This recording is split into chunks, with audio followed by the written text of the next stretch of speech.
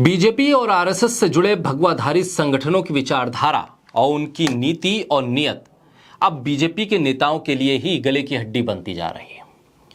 जो भगवा संगठन लगातार लव जिहाद, हिजाब और मुस्लिम और हिंदुओं के बीच हो रही शादी को लेकर बवाल खड़ा करते रहे थे और फिर ये कहते रहे थे कि इस देश के भीतर लव जिहाद हो रहा है।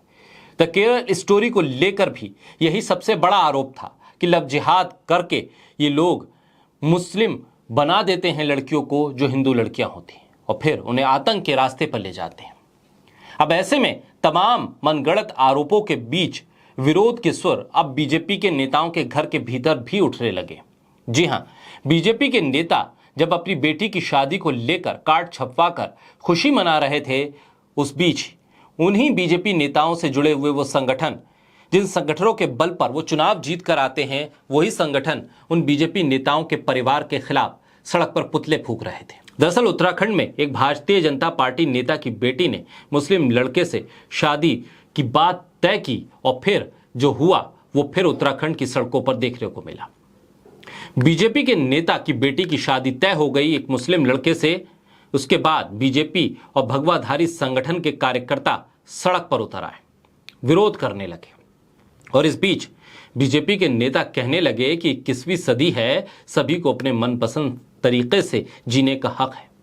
पौड़ी गढ़वाल नगर पालिका के अध्यक्ष यशपाल बेनाम, उनकी बेटी मोनिका, जिसकी शादी इस 28 मई को होने वाली थी, अमेठी के रहने वाले मोहसिन अहमद के साथ तय हो गई थी, कार्ड छप गए थे।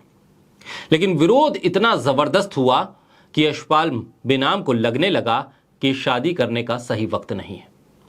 यशपाल बेनाम ने विरोध करने वालों से कहा था कि जो लोग इस शादी को धर्म के नजरिए से देख रहे हैं, मैं उनसे ये कहना चाहता हूं कि ये दो परिवारों के लिए बहुत अहम है। इस पे दो युवा शामिल हैं, यहां धर्म सबसे कम महत्वपूर्ण चीज है। हालांकि ये शादी हिंदू रस्मों रिवाज से हो रही है, लेकिन बीजेपी नेता यशपाल बेनाम के आगे उनकी सियासी विचारधारा आ गई। वही लोग आ गए उनकी बेटी की शादी के सामने और उनकी बेटी की शादी के लिए खतरा बन गए, जिनके सहारे वो सियासत करते आए थे। जिस विचारधारा को मानते आए थे, उसी विचारधारा ने यशपाल बेनाम की बेटी की शादी को रुकवा दिया। बोलता हिंदुस्तान पर मैं हूं आपके साथ पिरसा शाकिर अली बेग। उत्तराखंड के एक बीजेपी नेता ने हिंदूवादी संगठनों के दबाव में आकर एक मुस्लिम युवक से अपनी बेटी की शादी को रद्द कर दिया, रोक दिया। उनकी बेटी की शादी 28 मई को होने वाली थी।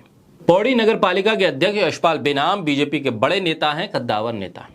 बेटी की खुशी के लिए एक मुस्लिम लड़के के साथ उसकी शादी कराने के लिए राजी हो गए। परिवार राजी हो गए, कार्ड छप गए।